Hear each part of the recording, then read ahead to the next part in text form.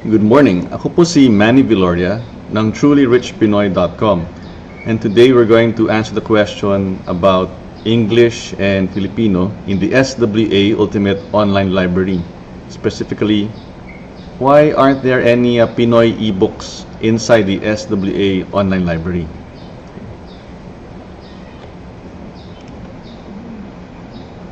Okay. People who are asking about that are probably thinking about Jose Rizal when he said, "Ang hindi nagmamahal sa sariling wika ay masahol pa sa malansang isda." Please take note, hindi naman po sinabi ni Jose Rizal na talikuran natin ang ibang mga wika tulad ng Ingles. In fact, Jose Rizal studied European languages. He also even studied English. And he wrote his two novels in Spanish.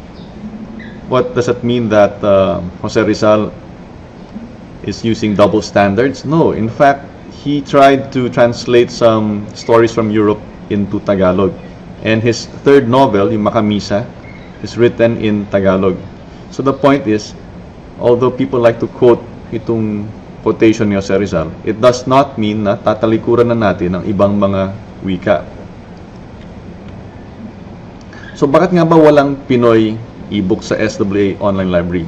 Simple lang po. Sino po ang mga Pinoy ebook authors? At kung matagpuan natin yung mga authors na yan, yung mga pagsusulat na yan, ano ang kanilang mga Pinoy ebooks? Meron po ba kayong alam na Pinoy ebook? At kung makahanap po kayo ng Pinoy ebook, paano natin ilalagay yan sa loob ng SWA Online Library? Mayroon ba tayong pahintulot, copyright, or any agreement with the Pinoy ebook authors? That is why we don't find any Pinoy ebooks inside the online library.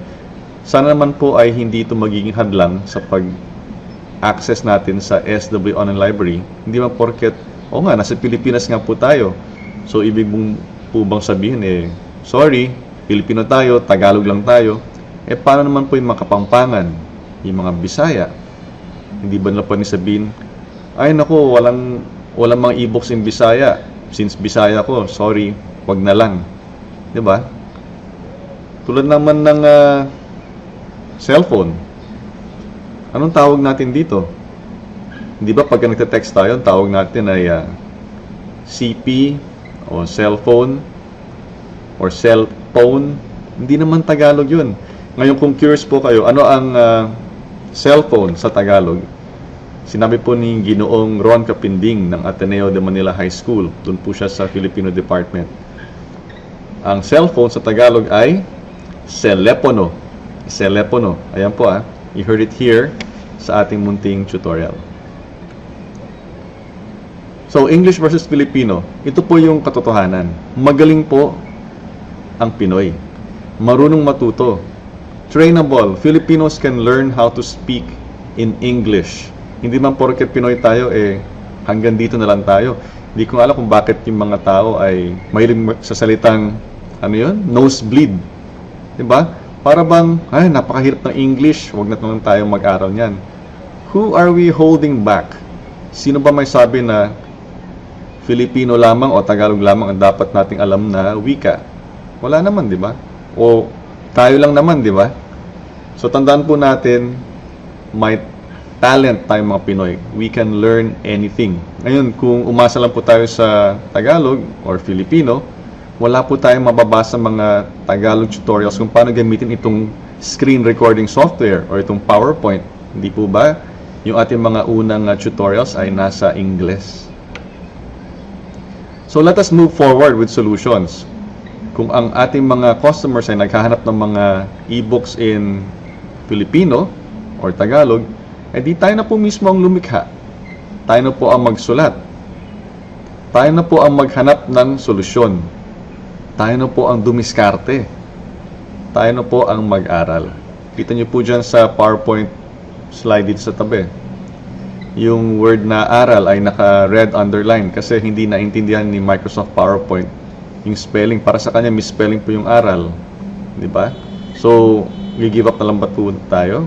Hindi, diba? We have to move forward. Ngayon, since umabot po kayo sa itong point ng ating screencast or tutorial or online video, Ibig mo sabihin, interesado po kayo na matuto, mag-aral, magkaroon ng karagdagang kaalaman. And so I invite you to join Team Manny Viloria. Ayan po. Join Team Manny Viloria and get more skills. Please connect with Manny Viloria on Facebook. Diyan po sa facebook.com/viloria.net. At when you join Team Manny Viloria, you'll have access to online marketing tutorials. Matututunan niyo po kung paano ba ang gumamit ng internet para ma-promote ang inyong online business. Meron din po kayong access to ready-made automatic video plus email marketing systems. Now, pwede niyo pong pag-aralan yung video marketing at yung email marketing system, pero habang nag-aaral pa lang po tayo, meron na pong mga tools na gawa na po na pwede na pong gamitin agad-agad. Plus, meron po tayong technical support given via Facebook, via email, via the web, dito po sa ating web-based training sa loob ng Team Manny Viloria. For additional information, please visit www.viloria.net/swa-pinoy. Until the next tip, tutorial or guide, ako po si Manny Viloria ng trulyrichpinoy.com.